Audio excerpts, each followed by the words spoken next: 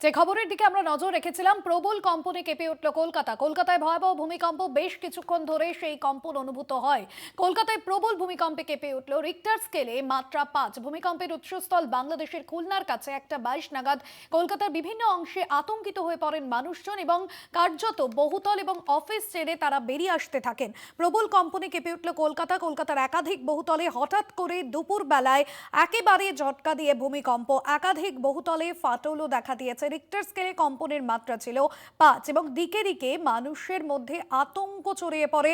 বাংলাদেশের সাতক্ষীরায় ভূমিকম্পের উৎসস্থল এবং আমরা হঠাৎই দেখি যে গত কয়েকদিন ধরে একাধিক জায়গায় ভূমিকম্পের যে ঘটনা সামনে আসছে এবং সেই জায়গাতে যে প্রশ্ন উঠছে যে নতুন করে কি কোনো বড় বিপর্যয়ের আশঙ্কা তৈরি হচ্ছে, তার জন্যই কি এ ধরনের ওয়ার্নিং বেল প্রকৃতির তরফে। আর এই বিষয়টাই কিন্তু ভূবিজ্ঞানীরা তারাও বলছেন কখনো কখনো ভূমিকম্পের ফলে ক্ষয়ক্ষতি এবং জীবন সম্পদের ক্ষতি হয়, তবে ভূমিকম্পের যে আভাস, আগাম আভাস, সেক্ষেত্রে কিন্তু আমরা নিজেদেরকে রক্ষা করতে পারি। বেশ কিছুক্ষণ ধরে এই ভূমিকম্প চলতে থাকে।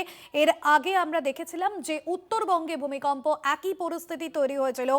আবার নতুন করে কলকাতায় ভূমিকম্প এবং এই নিয়ে এই মাসে অর্থাৎ চলতি মাসে দ্বিতীয়বার কলকাতায় ভূমিকম্প। বহুতল থেকে, অফিস থেকে সাধারণ মানুষজন তারা রাস্তায় নেমে আসেন।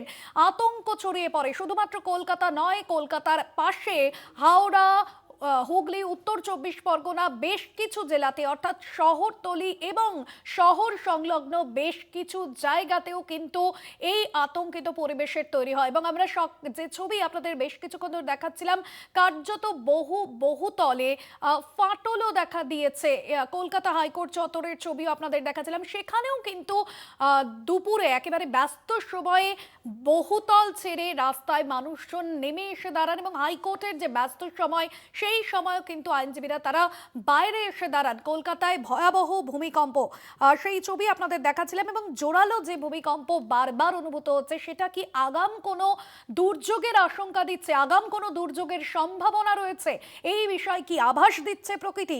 এই প্রশ্নগুলো কিন্তু ইতিমধ্যেই জোরালো হচ্ছে। আজ দুপুর 1:22 এই কম্পন অনুভূত হয়। রিক্টার স্কেলে যে ভূমিকম্পের মাত্রা ছিল 5। মুহূর্তের মধ্যে আতঙ্ক ছড়িয়ে পড়ে শহর কলকাতা সহ সংলগ্ন এলাকাগুলোতে।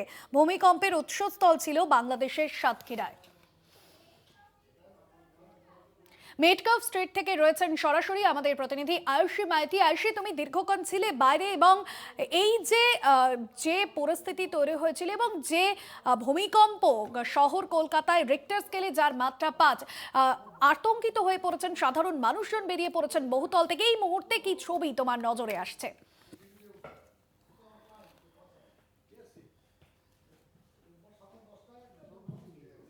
হয়েছে এবং তার মাত্রা কিন্তু রিক্টার স্কেলে ছিল 5.5। বলা হচ্ছে এই ভূমিকম্পের এপিসেন্টার বা ভূমিকম্পের উৎস বাংলাদেশ। ভারতবর্ষে সব জায়গায় আতঙ্কের ছায়া আমরা দেখতে পেরেছি। কলকাতা জুড়ে কিন্তু সবাই প্রত্যেকেই আতঙ্কিত ছিল। কিছুক্ষণ আগে পোদ্দার কোর্টের সামনে থেকে আমি দেখাচ্ছিলাম মানুষ আতঙ্কিত হয়ে বিল্ডিং ছেড়ে নেমে এসছে। এই মুহূর্তে আমি দাঁড়িয়ে রয়েছি 32 মেটকালম স্ট্রিটে। এখানে কিন্তু নতুন করে একটা আতঙ্ক ছড়িয়েছে যে একটা বাড়ি হেলে পড়েছে। আমি আমার ক্যামেরা পার্সন শঙ্খকে বলবো দেখাতে। বলা হচ্ছে এই বাড়িটা নাকি ভূমিকম্পের জেরে, আর্থকুয়েকের এফেক্টে কিন্তু হেলে পড়েছে। একটা আতঙ্ক সৃষ্টি হয়েছে। আমি আমার ক্যামেরা পার্সনকে বলবো দেখাতে। ওদিকেও কিন্তু ভিড় জমেছে, দেখতে পাচ্ছ মানুষ, আশপাশের যত এলাকাবাসী তারা কিন্তু বাড়ি ছেড়ে বেরিয়ে এসছে। বহু দূর থেকেও মানুষ এখানে হেলে পড়া বাড়ি দেখার জন্য এসেছেন। তবে কিন্তু এলাকাবাসীর দাবি এই বাড়ি কিন্তু এরকম ভাবেই কনস্ট্রাকশন করা হয়েছে। এটা একটা ভুয়ো খবর বা ভুয়ো আতঙ্ক ছড়ানো হচ্ছে মানুষের মধ্যে।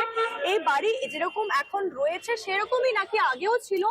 ভূমিকম্পের জেরে বাড়ি হেরে পড়েনি। আমি একবার কোনো এলাকাবাসী বা লোকাল লোকের সঙ্গে কথা বলার চেষ্টা করব। দাদা, আপনি কত বছর ধরে এখানে থাকেন? 40 বছর থেকে। এই যে বাড়ি একটা আতঙ্ক ছড়িয়েছে মানুষের মধ্যে, যে বাড়িটা হেলে পড়েছে, এটা কি আদৌ সত্যি? যা রকম বানিয়েছে ওরকমই আছে, কোনো কিছু হয়নি, ওই রকমই তেড়া আছে।